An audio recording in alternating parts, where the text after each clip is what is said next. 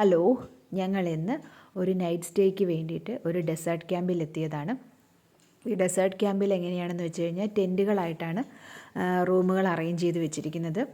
ഈ ഓരോ ടെൻറ്റുകൾക്കകത്തും ടോയ്ലറ്റും ബാത്റൂം സൗകര്യവും ഒക്കെ ഉണ്ടായിരിക്കും.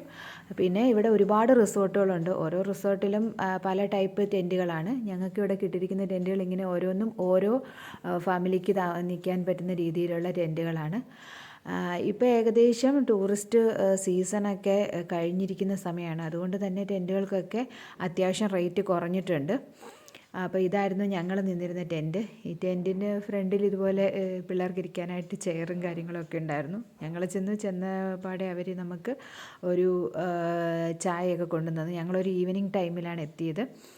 ഇപ്പോൾ നമുക്ക് ആദ്യം അവരുടെ ഒരു പാക്കേജ് പോലെയാണ് നമ്മൾ എടുത്തിരിക്കുന്നത്. ഈ ടെൻറ്റും അത് കഴിഞ്ഞതിന് ശേഷം അവർ നമ്മളെ ജീപ്പിൽ ഡെസേർട്ട് സഫാരിക്ക് കൊണ്ടുപോകും. അത് കഴിഞ്ഞ് നൈറ്റ് കുറച്ച് കൾച്ചറൽ പ്രോഗ്രാമുകളൊക്കെ ഉണ്ടായിരിക്കും.